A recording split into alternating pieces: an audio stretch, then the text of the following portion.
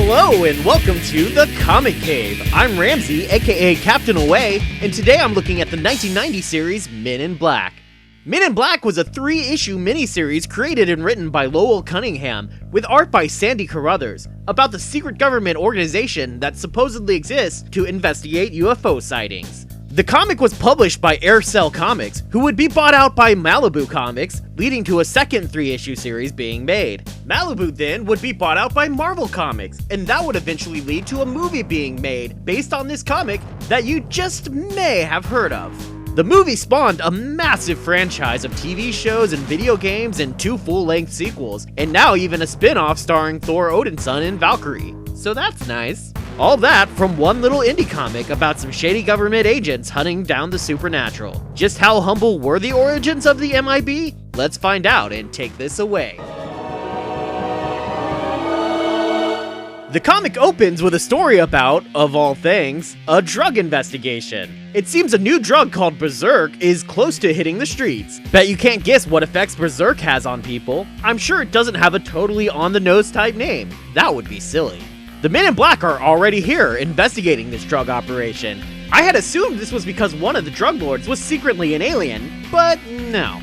It seems Cunningham felt that if the MIB actually existed, it would investigate and control anything that might cause public hysteria. And I guess a new drug that was like a rage-inducing PCP might just do that. So that brings in Agent K, the only MIB agent we'll actually see. His plans are interrupted by the sudden appearance of an undercover DEA agent, who is trying to infiltrate this group of drug runners. Apparently, this random guy, who happens to look absolutely nothing like Will Smith, has been marked for MIB recruitment. So K goes in, guns blazing, and gets him out.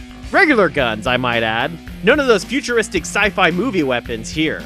The DEA agent doesn't want to go anywhere with this gun-toting madman, but really, who would? So K flashy things the agent, and the next thing he knows, he's waking up in K's car as they're driving towards Dry Flat, New Mexico. I'm sure that's totally a place. With all his work to go undercover blown, the DEA agent agrees to join up with the MIB and is rechristened Agent J. They pull up to their suspect's motorhome, and K gets J geared up for battle, including handing him the hypnosis-inducing neuralizer. Jay does the obvious thing and attempts to neuralize his new partner, but K wears his sunglasses at night so he cannot be hypnotized. They then enter the residence, where Jay is quickly assaulted and kidnapped by their suspect, which was apparently K's plan all along. Because this K is kind of a dick. He's taken to the desert, where he's going to be sacrificed to the gods of Berserk, but K shows up and tells all the drug fiends that the supplier has the last of the supply, and they tear him apart to get to it. Job well done? We next finally get to some alien action, with a farm in Breakneck, Oklahoma that's getting buzzed by some flying saucers.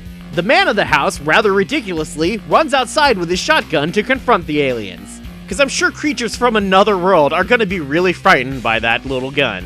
The aliens land to face him and request his gun, to which he gives the standard NRA reply of, "You can have it when you pry it from my cold dead fingers." The aliens accept this proposition, which is less of a bad thing than you would probably expect, because we see him again perfectly fine the next day when the MIB show up to visit him. Oh yeah, and did I mention that the way they get to Oklahoma is by being dropped out of a black helicopter in their car like it was a freaking tank in a war zone? Yeah.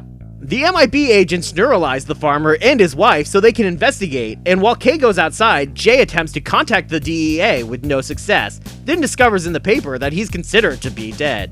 They wait out the aliens, who show up again that night. Jay was much more of a Scully to K's Mulder, not really believing the aliens actually existed until he sees them for himself. Hoping to make contact peacefully and not the guns blazing way of Agent K, Jay goes out to try and convince the aliens to leave Farmer Wilkins alone. It turns out they are merely on a scavenger hunt and just need an ancient projectile weapon. So they actually meant it when they said they accepted the farmer's proposition and plan to just keep coming back every night until Wilkins is dead and they can have his gun. Which, like, I'm not sure if that's a really good joke or a really dumb one. I kinda like it though. Jay offers his weapon instead, and the aliens fly off peacefully. So next we go to some teenagers playing some D&D, or B&D as they call it in the comic, though that sounds to me more like either the initials of a weird sex act, or some kind of knockoff bed and breakfast thing. The actions of the game, as described by the Dungeon Master, of summoning a demon, unexpectedly happen in real life, and the demon bursts forth and out a window to wreak havoc in the world around them. The kids playing the game, though, are unaffected, beyond being pretty impressed. I love that reaction. The MIB are busy playing the more grown-up game of poker, though Jay is cheating by looking at the reflection of the cards in Kay's hands that is visible in the sunglasses he literally never seems to take off. They get the alert about the demon, and before long, they're rolling into town like they're Sam and Dean Winchester. Except their car apparently has a chameleonic circuit, allowing them to look like they're driving up in a cop car. So I guess it's a bit more like Doctor Who. The lights on top of the car serve as a neuralizer, and they immediately zap the entire town, telling them that it was a freak tornado, not a demon, that caused all the damage.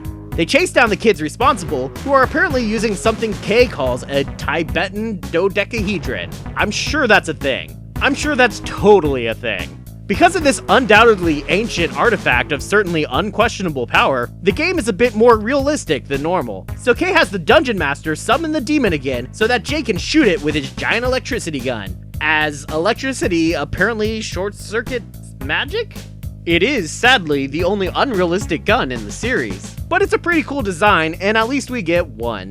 That's all there really is to this series, though there was a second series that brought further adventures of this version of the MIB, and Cunningham does return for the movie adaptation comic, which is kind of cool.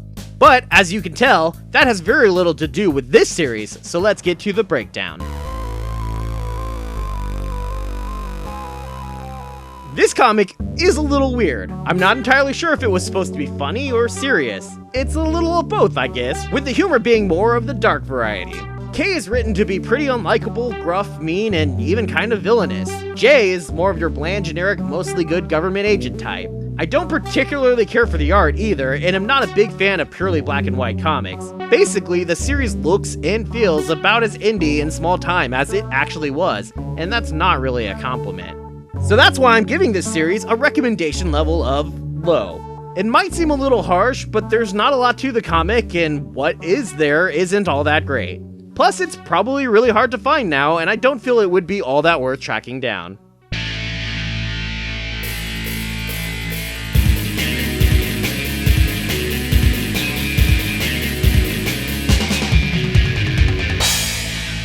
Thanks everybody for watching. I know you probably weren't thinking of MIB as a comic book movie, but strictly speaking it is. Inspiration can come from all kinds of places and lead to all kinds of things, and it's always great to see a comic lead to a big successful franchise like that, even if the original comic wasn't all that great. That's all for now, and I hope to see you next time, right here in the Comic Cave.